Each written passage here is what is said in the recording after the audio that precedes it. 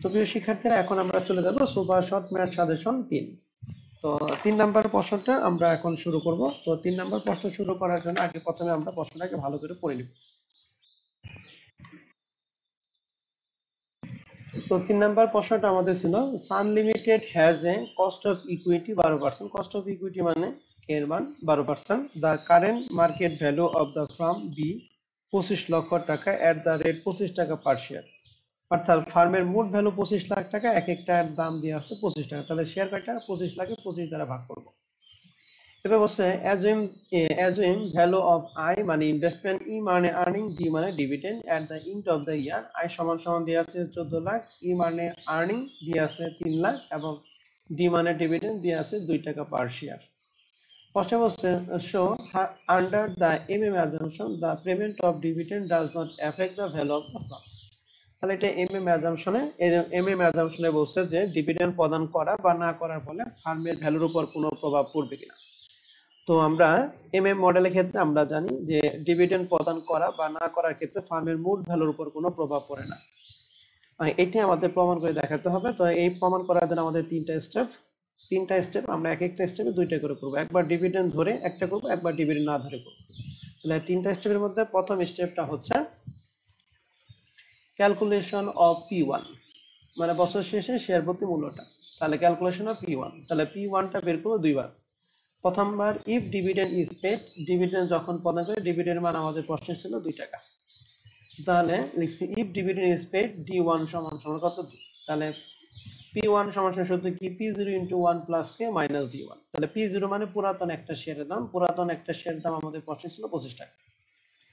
তাহলে এখানে আমরা বসাইছি 25 * 1 + K ছিল 12% মানে 0.12, আর D1 এর মান এখানে তো কত? 2। তাহলে এটাকে ক্যালকুলেশন করলে মান পাবো কত? 26। এই 26 টাকা হচ্ছে যখন ডিভিডেন্ড প্রদান করবে তখন। আরেকবার বের করে আমরা ইফ ডিভিডেন্ড ইজ কি নট পেড, যখন D1 এর মানটা কি 0। কারণ ডিভিডেন্ড প্রদান করা এবং না করার মধ্যে আমাদের ইফেক্টটা দেখাইতে বলছে। তাহলে একবার ডিভিডেন্ড ধরে একবার মান করতে হবে, আরেকবার ডিভিডেন্ড মান কি 0 ধরে মান বের করতে হবে। তাহলে ডিভিডেন্ড মান ধরে আমরা বের করছি 26, এখন ডিভিডেন্ড মান না ধরে কত হয়। তাহলে সূত্রটা সেম, জাস্ট D1 এর মান 2 এর পরিবর্তে আমরা কত বসাবো? 0। তাহলে সেম সূত্র সেম মান, জাস্ট এই D1 এর পরিবর্তে 2 এর পরিবর্তে বসাইছি কি 0। তাহলে ক্যালকুলেশন করে মান হলো 28 টাকা। তাহলে প্রিয় শিক্ষার্থী, আমরা এখান থেকে বুঝতেছি ডিভিডেন্ড প্রদান করলে শেয়ার প্রতি মূল্য কি কম হয়, ডিভিডেন্ড প্রদান না করলে শেয়ার প্রতি মূল্য কি বাড়ে। এটা হলো প্রথম স্টেপ। এখন আমরা 2 নাম্বার স্টেপে চলে যাব, নাম্বার অফ কি এম মানে নিউ শেয়ার। তো এই নিউ শেয়ারটা আমরা দুইভাবে বের করব, একবার ডিভিডেন্ড প্রদান করলে আর একবার কি না প্রদান করলে। তাহলে নিউ শেয়ার বের করার সূত্র কি? I - E * ND1 / P1। এখানে আই মানে কি? আই মানে ইনভেস্টমেন্ট, ই মানে কি? ই হচ্ছে আর্নিং, এন মানে পুরাতন শেয়ার, D1 মানে আমাদের প্রশ্নে যে মান দিয়ে আছে 2 টাকা, P1 মানে আমরা রিকোয়ারমেন্ট 1 এ যেটা বের করছি, মানে স্টেপ 1 এ যেটা বের করছি। তাহলে মান বসাই। আই মানে ইনভেস্টমেন্ট, আমাদের প্রশ্নে ছিল 14 লাখ টাকা, আর্নিং ছিল 3 লাখ। তাহলে এখানে বসাইছি আই মানে 14 লাখ মাইনাস ই মানে আর্নিং ছিল 3 লাখ মাইনাস এন মানে পুরাতন শেয়ার। পুরাতন শেয়ার কিভাবে? 25 লক্ষ টাকা ছিল, এক একটার দাম হচ্ছে 25 টাকা। তাহলে 25 লক্ষ 25 দ্বারা ভাগ করলে আমাদের পুরাতন শেয়ার পাবো 1 লাখ। আর D1 এর মান এখানে ছিল 2 টাকা, এখানে 2 ডিভাইডেড বাই P1। যখন ডিভিডেন্ড মান ধরা হয়েছে তখন আমাদের P1 এর মানটা বের করছি কত? 26। এর জন্য আমরা এখানে মান বসিয়েছি, P1 এর মান কত? 26। তাহলে এইটা পুরাটা যদি আমরা ক্যালকুলেশন করি তাহলে মান পাবো 50,000 কি শেয়ার। মানে বলতে পারি যখন ডিভিডেন্ড প্রদান করে তখন নতুন শেয়ার হচ্ছে 50,000। এখন আমরা ডিভিডেন্ড প্রদান না করে মানটা বের করবো। তাহলে লিখছি ইফ ডিভিডেন্ড ইজ কি নট পেড, মানে D1 সমান সমান কি 0। তাহলে সূত্র সেম, মানটাও সেম, জাস্ট মানটা ডি এর মানটা 2 এর পরিবর্তে কি হবে? 0। তখন 14 lakh minus 3 lakh minus 1 lakh into 0 divided by যখন ডিভিডেন্ড প্রদান করে নাই তখন P1 এর মান আমরা পাইছি এখানে কত? 28। তাহলে এখানে আমরা দিছি কত? 28। তাহলে এইটাকে যদি পুরোটা ক্যালকুলেশন করি তাহলে মান পাবো 39,200 কত? 86। তাহলে দেখলাম যে ডিভিডেন্ড প্রদান করলে শেয়ারের সংখ্যা বাড়ে, আর ডিভিডেন্ড প্রদান না করলে শেয়ারের সংখ্যা কি কম। এখন আমরা ফাইনাল স্টেপে যাব, ক্যালকুলেশন অফ কি ভি মানে কি? Value of farm. ভি এর সূত্র হচ্ছে P1 * N + M + E - I divided by 1 + K। এই মানটা আমরা দুইটা ভ্যালু দিয়ে বের করব, একবার ডিভিডেন্ড মান ধরে, একবার ডিভিডেন্ড মান কি না ধরে। তাহলে এখন P1 কি, যেটা স্টেপ 1 এ বের করছি, N মানে পুরাতন শেয়ার, M মানে নতুন শেয়ার, E মানে আর্নিং, I মানে ইনভেস্টমেন্ট ইনটু 1 প্লাস K মানে কস্ট অফ ইকুইটি।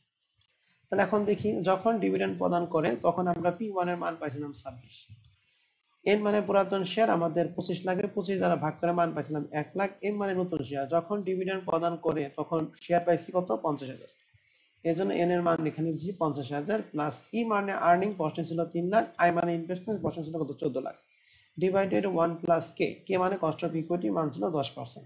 তাহলে এই পুরা যদি ক্যালকুলেশন করি তাহলে মানটা আমরা পাবো 25 লাখ। এখানে কিছু টাকা কম বেশি হতে পারে, 25 লাখ টাকার 2 4 10 টাকা কম বেশি হতে পারে, এটা রাউন্ড ফিগার নিয়ে আমরা 25 লাখ টাকা বসাবো। তাহলে এটা যখন ডিভিডেন্ড প্রদান করলো তখন ফার্মের মোট ভ্যালু হলো 25 লাখ টাকা। এবার আমরা বের করব ডিভিডেন্ড প্রদান না করলে ফার্মের মোট ভ্যালু কত হয় দেখি। দেখছি ইফ ডিভিডেন্ড ইজ কি নট পেড, যখন D1 এর মান কি 0, সূত্র সেম মানও সেম, জাস্ট হলো গিয়া D1 এর মানটা 2 এর পরিবর্তে কি 1 হবে এবং P1 টা চেঞ্জ হবে, P1 এবং M টা চেঞ্জ হলো। যখন ডিভিডেন্ড প্রদান করে নাই তখন P1 এর মান বের করছে 28, পুরাতন শেয়ার আমাদের 1 লাখ ছিল, যখন ডিভিডেন্ড প্রদান করে নাই তখন নতুন শেয়ার আমরা এখানে বের করছি 39,286। তাহলে এখানে 39,286 প্লাস ই মানে আর্নিং 3 লাখ টাকা ছিল, আই মানে ইনভেস্টমেন্ট ছিল 14 লাখ, ডিভাইডেড 1 প্লাস কে, কে মানে কস্ট অফ ইকুইটি ছিল 12%। তাহলে এটাকে যদি ক্যালকুলেশন করি তাহলে 25 লক্ষ টাকা 2 4 10 টাকা এদিক সেদিক হতে পারে, তাহলে রাউন্ড ফিগার নিয়ে আমরা নেব 25 লক্ষ টাকা। তাহলে দেখো প্রিয় শিক্ষার্থী, ডিভিডেন্ড প্রদান করলো ফার্মের মোট ভ্যালু 25 লাখ টাকা, আর ডিভিডেন্ড প্রদান না করলো ফার্মের মোট ভ্যালু কত 25 লাখ টাকা। এইটাই আমাদের কমেন্ট করতে বসলো। তো আমরা কমেন্ট লিখবো so the payment of dividend does not affect the value of the farm, অর্থাৎ ফার্মের ডিভিডেন্ড প্রদান করা বা না করার ফলে ফার্মের মোট ভ্যালুর উপর কোনো প্রভাব পড়ে না। এটাই আমরা দেখাইতে বলছি, এর জন্য ব্র্যাকেটে কি লিখছি শর্ট। তো প্রিয় শিক্ষার্থী, আশা করি super short math suggestion 3 number অঙ্কটা তোমরা বুঝতে পারছো। এই অঙ্কটা খুবই ইম্পর্টেন্ট, তোমরা ভালো করে করে যাবে। এই অঙ্কটা বেসিক বুঝলে এই নিয়মে যে কোনো অঙ্ক আসলে তোমরা পারবা। তো প্রিয় শিক্ষার্থীরা, এখন আমরা চলে যাব হচ্ছে আমাদের সুপার শর্ট ম্যাথ সাজেশন 4 নাম্বারটা।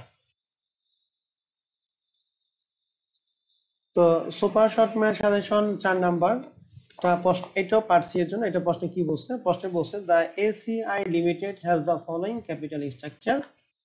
এসিআই লিমিটেড এর ক্যাপিটাল স্ট্রাকচার দেয়া আছে, তিনটা জিনিস আছে, কি কি? কমন স্টক দেয়া আছে টোটাল 20 লাখ টাকা, যার এক একটা শেয়ার দাম দেয়া আছে 8 টাকা। অ্যাডিশনাল পেইড ইন ক্যাপিটাল দেয়া আছে 16 লক্ষ টাকা এবং রিটেন আর্নিং এর মান দেয়া আছে 84 লক্ষ টাকা। টোটাল ক্যাপিটাল স্ট্রাকচার মান দেয়া আছে 1 কোটি 20 লাখ। নিচে বলছে the current market price of the share 60 টাকা। মার্কেট প্রাইস এক একটা শেয়ার দাম হচ্ছে 60 টাকা দিয়ে আছে। প্রশ্ন হচ্ছে what will happen to account and the number of share outstanding with, এক নাম্বার বলছে 10% স্টক ডিভিডেন্ড, 2 নাম্বার বলছে 2-for-1 স্টক স্প্লিট এবং 3 নাম্বার বলছে 1-for-2 রিভার্স স্টক স্প্লিট। তো এই প্রশ্নটাও বেসিকটা যদি আমরা করে যাই তাহলে এই নিয়মের যে কোনো প্রশ্ন যদি আসে পরীক্ষা হলে তাহলে আমরা পারব। ক্লাস অফ প্রিয় শিক্ষার্থী, আমরা তাহলে স্টক ডিভিডেন্ড নিয়ে প্রথমে আলোচনা করি। তো আমরা জানি স্টক ডিভিডেন্ড অঙ্ক করার জন্য আমাদের প্রথমে 4টা ওয়ার্কিং করব, এরপর আমরা একটা ব্যালেন্স, এরপর আমরা একটা ক্যাপিটাল স্ট্রাকচার করব। 4টা ওয়ার্কিং এর মধ্যে প্রথম ওয়ার্কিং হচ্ছে আমরা কতটি শেয়ার স্টক ডিভিডেন্ড দিলাম এটা বের করব। তাহলে আমাদের এখানে 20 লক্ষ টাকা, এক একটার দাম হচ্ছে 8 টাকা। তাহলে এখানে শেয়ার কয়টা হয়, তাহলে 20 লাখে 8 দ্বারা ভাগ করব। তাহলে আমরা এখানে রিকোয়ারমেন্ট 1 নাম্বার লিখছি if stock dividend at the rate কত পার্সেন্ট 10%। প্রথম স্টেপটা হচ্ছে number of share for stock dividend. তাহলে আমরা 20 লাখে 8 দ্বারা ভাগ করে আমাদের মান হয়েছে 2,50,000। এই 2,50,000 স্টক ডিভিডেন্ড দিচ্ছে 10%, তাহলে 2,50,000 10% হচ্ছে 25,000 শেয়ার। তাহলে 2,50,000 শেয়ার ছিল, এর মধ্যে ডিভিডেন্ড দিচ্ছে আমরা 25,000 শেয়ারের জন্য দিচ্ছি। 2 নম্বর স্টেপটা বের করব অ্যামাউন্ট অফ কমন স্টক। মনে রাখতে হবে যার টাকা বের করব প্রথমে তার পুরাতন টাকা দিতে হবে। তাহলে কমন স্টকের আমাদের পুরাতন টাকা আমাদের প্রশ্ন ছিল 20 লাখ, এন্ড স্টক ডিভিডেন্ড দেওয়ার ফলে কমন স্টকের পরিমাণ কি বাড়ে, এর জন্য 20 লাখ টাকার সাথে যোগ করছি। কতটি শেয়ার দিছিল 25,000 শেয়ার, আর এক একটা শেয়ারের দাম আমাদের প্রশ্নে ছিল এখানে 8 টাকা। এর জন্য 25,000কে 8 দ্বারা গুণ সমান সমান 2 লাখ, 20 লাখের সাথে 2 লাখ যোগ করে হচ্ছে 22 লাখ। তো মনে রাখতে হবে প্রিয় শিক্ষার্থীরা স্টক ডিভিডেন্ড দেওয়ার ফলে কমন স্টকের পরিমাণ কি বাড়ে। 3 নম্বর স্টেপে amount of written earning, stock dividend দেওয়ার ফলে রিটেন আর্নিং এর পরিমাণ কমে। এর জন্য প্রথমে রিটেন আর্নিং এর পুরাতন টাকা দিব 84 লক্ষ টাকা। তো আমরা এখানে দিচ্ছি পুরাতন টাকা 84 লক্ষ টাকা মাইনাস শেয়ার আমাদের ছিল 25,000 ইন্টু রিটার্নিং ক্ষেত্রে আসবে মার্কেট প্রাইস। তাহলে আমাদের প্রশ্নের মধ্যে মার্কেট প্রাইস ছিল 60 টাকা। তাহলে 25 ইন্টু 60 যা হবে এটা থেকে 84,000 থেকে এটা বাদ দিয়ে আমাদের হবে 69 লক্ষ টাকা। তাহলে প্রিয় শিক্ষার্থীরা মনে রাখতে হবে স্টক ডিভিডেন্ড দেওয়ার ফলে কমন স্টকের পরিমাণ বাড়ে, রিটার্নিং এর পরিমাণ কি কমে। আর লাস্ট ওয়ান ওয়ার্কিংটা হচ্ছে amount of additional paid in capital. Additional paid in ক্যাপিটালের পরিমাণ কি বাড়বে। তাহলে প্রথমে অ্যাডিশনাল পেইড ইন ক্যাপিটাল পুরাতন টাকা দিব। তাহলে পুরাতন টাকা ছিল 16 লাখ টাকা। তাহলে এখানে আমরা দিছি 16 লক্ষ টাকা প্লাস শেয়ার ছিল 25,000 into additional paid in capital মানে লাভের টাকা। তাহলে আমাদের ফেস ভ্যালু ছিল এক একটা শেয়ার দাম ছিল 8 টাকা, যার মার্কেট প্রাইস হচ্ছে 60 টাকা। তাহলে এখানে দুইটার পার্থক্য হচ্ছে 52 টাকা। 52 টাকা হচ্ছে আমাদের লাভ। তাহলে এখানে যে 25,000 ইন্টু 52, এখানে যা হবে এর সাথে 16 লক্ষ টাকা যোগ করে আমাদের হবে 29 লক্ষ টাকা। তাহলে মনে রাখবেন প্রিয় শিক্ষার্থীরা, আমাদের স্টক ডিভিডেন্ড করতে বলে এই চারটা স্টেপ করবো আমরা। চারটা স্টেপের মধ্যে মনে রাখবেন স্টক ডিভিডেন্ড দেওয়ার ফলে কমন স্টকের পরিমাণ বাড়বে, রিটেন আর্নিং করবে, অ্যাডিশনাল পেইড ইন ক্যাপিটাল বাড়বে। এটা করার পরে আমরা একটা ক্যাপিটাল স্ট্রাকচার করব। Capital structure before stock dividend টাকা, আফটার স্টক ডিভিডেন্ড টাকা। বিফোর স্টক ডিভিডেন্ড টাকা মানে আমাদের প্রশ্নে যা ছিল আমরা তাই লিখছি। কমন স্টক ছিল 20 lakh, additional paid in capital 16 lakh এবং রিটেন ছিল 84 লাখ। এটা আমাদের যা আছে তাই। And after dividend stock split মানে আমরা এখন যে ক্যালকুলেশন করে বের করলাম। প্রথমে স্টক ডিভিডেন্ড আমরা ক্যালকুলেশন করে এখানে বের করছি 22 লাখ টাকা। আগে ছিল 20 লাখ, বাট এখন আমরা বের করছি স্টক ডিভিডেন্ড দেওয়ার ফলে হয়ে গেছে 22 lakh. Additional capital paid in capital ছিল আগে 16 লাখ, কিন্তু এখন আমরা ক্যালকুলেশন করে বের করছি 29 লাখ।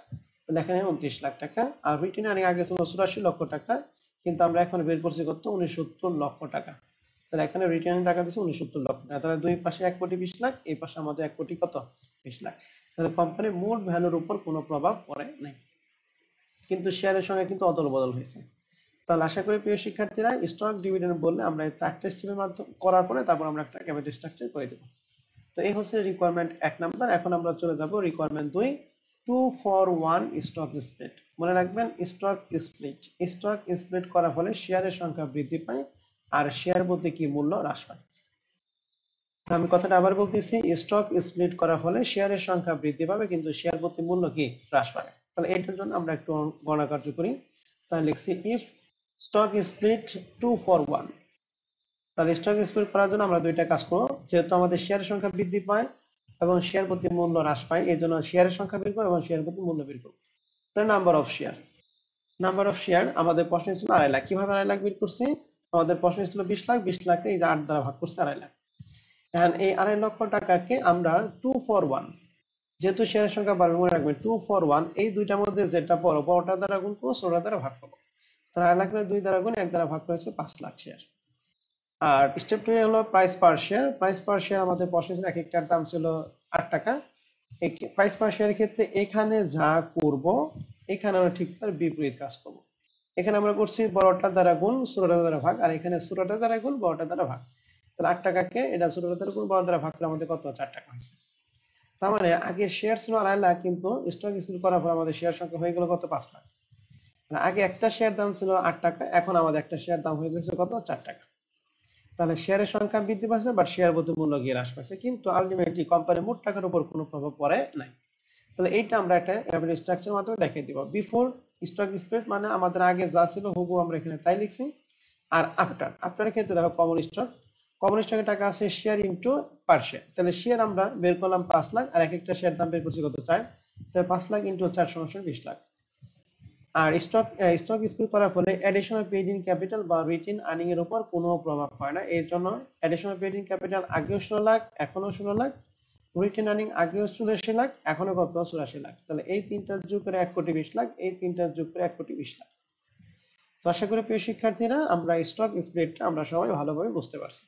এখন আমরা চলে যাব আমাদের last one requirement, reverse stock split. Reverse stock স্প্লিটটা হচ্ছে স্টক স্প্লিটের ঠিক উল্টা। রিভার্স মানে উল্টা। তাহলে এক্ষেত্রে আমাদের মনে রাখতে হবে শেয়ারের সংখ্যা হ্রাস পাবে আর শেয়ার প্রতি মূল্য কি কমবে। অর্থাৎ আমি আবার বলতেছি রিভার্স স্টক স্প্লিটের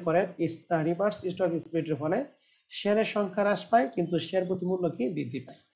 তো আসলে প্রিয় শিক্ষার্থী এটার জন্য আমরা গণনা কার্য করি। এখানে দুইটা কাজ করবো আমরা। প্রথমে লিখছি নাম্বার অফ শেয়ার। তাহলে শেয়ার ছিল 2.5 লাখ টাকা, আগে পাওয়াটা দ্বারা কোন ছিল দ্বারা ভাগ, কিন্তু এখন উল্টা কাজ করবো। বড়টা দ্বারা ভাগ, ছোটটা দ্বারা গুণ, তাহলে 2.5 লাখে 1 দ্বারা গুণ, 2 দ্বারা ভাগ করেছে 1,25,000 শেয়ার। আর 2 নম্বরটা হচ্ছে price per share. Price per share কিন্তু আমাদের আগে ছিল একটার দাম ছিল 8 টাকা, এখানে যা করব এখানে ঠিক তার উল্টা কাজ করব। তাহলে 8 এর 2 দ্বারা গুণ, 1 দ্বারা ভাগ করে পড়ছে 16 টাকা। তাহলে আমাদের নতুন শেয়ার হলো 1,25,00,000 আর এক একটার দাম হচ্ছে কত, 16 টাকা। এখন রিভার্স স্টক স্প্লিটের জন্য আমরা একটা ক্যাপিটাল স্ট্রাকচার করব, একটা বিফোর রিভার্স স্টক স্প্লিট, একটা কি আফটার রিভার্স স্টক স্প্লিট। তাহলে বিফোর ক্ষেত্রে আমাদের প্রশ্নে যা ছিল তাই 20 লাখ, 16 লাখ, 84 লাখ।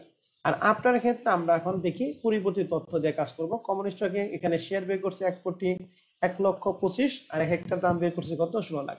তাহলে 1,25,00,000 ইন্টু 16 সমান 20 লাখ টাকা।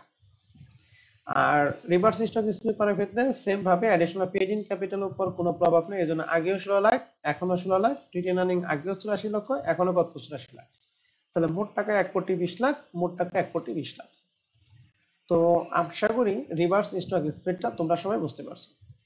তো প্রিয় শিক্ষার্থীরা, super short math suggestion 4 number অঙ্কটা তোমরা সবাই বুঝতে পারছো। এই প্রশ্নটা করলেই, এই রিলেটেড যদি যে কোনো যদি প্রশ্ন আসে, ঘুরিয়ে আসো আর জামাইতে আসো, তোমরা সবাই পারবে। বেসিকটা থাকলে আশা করি তোমরা সবাই এই টাইপের অঙ্ক অ্যান্সার করতে পারবা।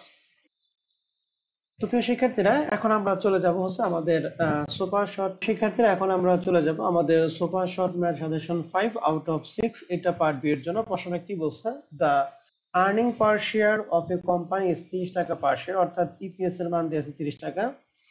ইন্টারেস্ট রেট অফ রিটার্ন মানে আর এর মান দিয়ে আছে 25% এন্ড ক্যাপিটালাইজেশন রেট অর্থাৎ কে এর মান দিয়ে আছে 20%। তাহলে আর এর মান 25, কে এর মান হচ্ছে 20। বলছে using Walter model what would be the optimum payout ratio of the firm. এই অপটিমাম পেআউট রেশিও বের করার জন্য আর এবং কে এর সাথে তিনটা সম্পর্ক হতে পারে। এক, আর আর কে এর মানের থেকে আর এর মান যদি বড় হয়, এক কথায় আর এর মান যদি বড় হয় কে এর থেকে, আরেকবার আর এর মান যদি ছোট হয় কে এর থেকে, আরেকটা আর এবং কে যদি সমান হয়, তাহলে আর এর মান যদি বড় হয় তাহলে অপটিমাম পেআউট রেশিও হচ্ছে 0%। আর এর মান যদি ছোট হয় তাহলে অপটিমাম পেআউট রেশিও হচ্ছে 100%। আর আর এবং কে এর মান যদি সমান হয় তাহলে অ্যানি রেট, অ্যানি রেট তুমি যে কোনো রেট নিলেই হবে। কথাটা আমি আবার বলতেছি, আর এর মান যদি কে এর মান থেকে বড় হয় তাহলে 0%, আর এর মান যদি ছোট হয় তাহলে 100%, আর এবং কে এর মান যদি সমান হয় তাহলে অ্যানি রেট। তো আমাদের প্রশ্নে যেহেতু আর এর মান ছিল 25 এবং কে এর মান ছিল 20, তাহলে আর এর মান বড়, এর জন্য কি নিব আমরা, 0%। এর জন্য রিকোয়ারমেন্ট একে লিখছি since r greater than k, so the optimum payout ratio is কত পার্সেন্ট, 0%। দুই নম্বর হচ্ছে what should be the market price per share. তাহলে মার্কেট প্রাইস পার শেয়ার আমাদের P0 মান বের করতে ওয়াল্টার মডেল। তাহলে ওয়াল্টার মডেলে P0 বের করার সূত্র হচ্ছে ডি প্লাস আর ভাগ কে ইন্টু ই মাইনাস ডি ডিভাইডেড কে। ডি হচ্ছে ডিভিডেন্ড, ডিভিডেন্ড পার শেয়ার, আর হচ্ছে রেট অফ রিটার্ন, কে হচ্ছে কস্ট অফ ক্যাপিটালাইজেশন রেট, ই হচ্ছে আর্নিং পার শেয়ার, ডি হচ্ছে ডিভিডেন্ড পার শেয়ার, কে তো একই। এখন আমরা মান বের করব। তাহলে প্রথমে আর্নিং পার শেয়ার মানে কে এর মান, ই এর মান আমাদের প্রশ্নে ছিল 30 টাকা। এবার ডি এর মানে ডিভিডেন্ড পার শেয়ার। ইপিএস আমাদের প্রশ্নে ছিল 0, কিন্তু dividend pay out ratio, sorry, EPS আমাদের প্রশ্নে ছিল 30, কিন্তু ডিভিডেন্ড পে আউট রেশিও আমাদের প্রশ্নে নাই। ডিভিডেন্ড পে আউট রেশিওটা আমরা এই যে এখানে বের করছি কত percent, 0%। Optimum pay out ratio মানে ডিভিডেন্ড পে আউট রেশিও 0%। তাহলে 30 টাকা যদি 0% বের করি তাহলে কত হয়, 0। এরপরে আর আর মানে ইন্টারনাল রেট অফ রিটার্ন, আমাদের প্রশ্নে ছিল 25%, কে মানে ক্যাপিটালাইজেশন রেট, প্রশ্নে ছিল 20%। আর P0 মান আমরা বের করব। তাহলে ওয়াল্টার মডেলে এই মানটা আমরা বসাইছি, ডি এর মান 0 প্লাস আর এর মান 0.25 ভাগ কে এর মান হচ্ছে 0.20 ইন্টু ই এর মান হচ্ছে 30 ইন্টু কে এর মান 30 মাইনাস জি এর মান 0 ডিভাইডেড বাই কে এর মান হচ্ছে 0.20।